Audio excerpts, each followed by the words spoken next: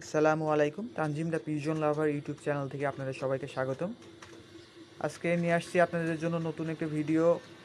Indian black fantail running pair, top quality, dark black. পায়ের ফেদারগুলো অনেক লম্বা হবে।